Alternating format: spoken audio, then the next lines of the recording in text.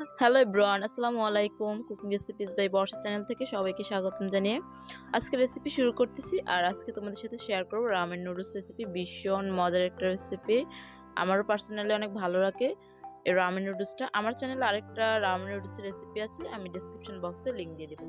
তো প্রথমে আমি চিংড়ি মাছ নিয়েছি, মাছের সাথে চিংড়ি মাছ। তো মাছের ভিতরে রকটা আমি ছেড়ে নিয়েছিলাম।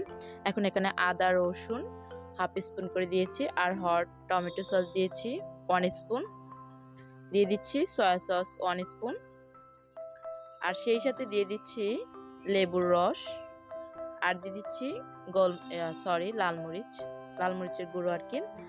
অনেকে চাইলে এইসব উপকরণ স্কিপ করে শুধু গোলমরিচও ব্যবহার করতে পারেন, এতে করেও কিন্তু ভীষণ একটা আলাদা টেস্ট আসে। তবে আমি বিভিন্ন মশলা দিয়ে ট্রাই করতেছি, পরের বার আবার গোলমরিচ দিয়ে ট্রাই করব। তো মাখিয়ে আমি রেস্টে রেখে দেবো 20 মিনিট। রেস্টে রাখার পর আমি এখন এগুলো প্রথমেই ভেজে নিচ্ছি, চাইলে পরেও ভাজা যায়। তো আমি তেলটা বেশি গরম করে নেই, নর্মাল তাপেই দিয়ে দিচ্ছি 3 পিস চিংড়ি মাছ।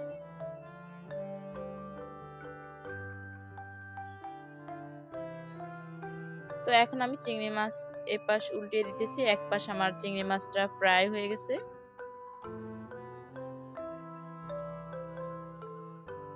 তো এরপর 5 মিনিট পর মাছটা আমি উঠিয়ে নিচ্ছি। 5 মিনিট ধরে আমি মাছটাকে ভেজে নিয়েছি, অল্প আছে।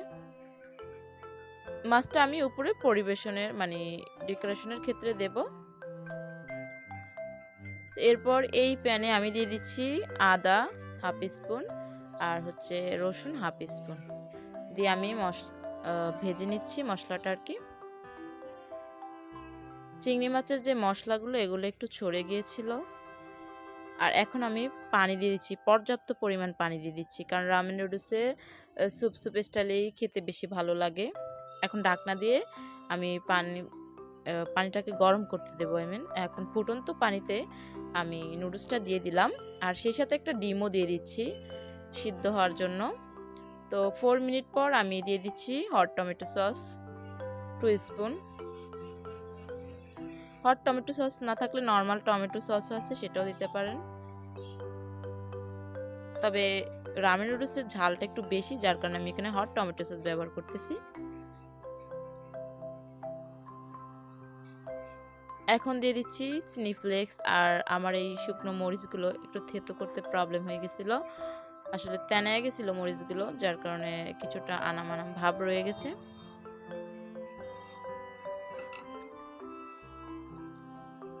রামেন নুডলসের ঝাল পরিমাণে অনেক বেশি থাকে, সেই ক্ষেত্রে আমি তেমন ঝাল ইউজই করিনি। এর আগে রামেন নুডলসের রেসিপি আমার চ্যানেলে আছে, সেই রেসিপিটা যদি ফলো করেন তাহলে দেখবেন আমি কি পরিমাণ ঝাল ব্যবহার করেছি।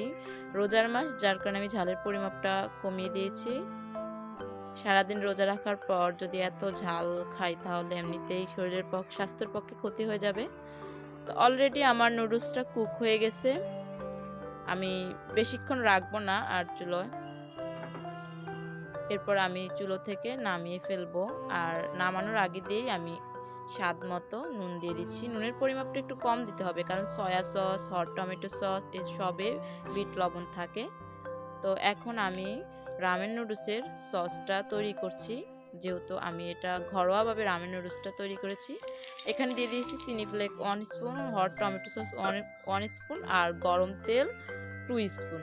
আমি এখানে সয়া সস ব্যবহার করিনি।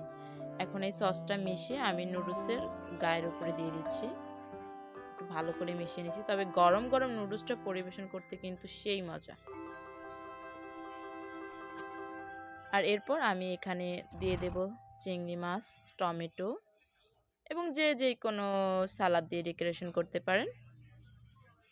তো আমি এখানে লেবু, টমেটো, তারপরে চিংড়ি মাছ, শসা এসব দিয়ে ডেকোরেশন করে নিয়েছি।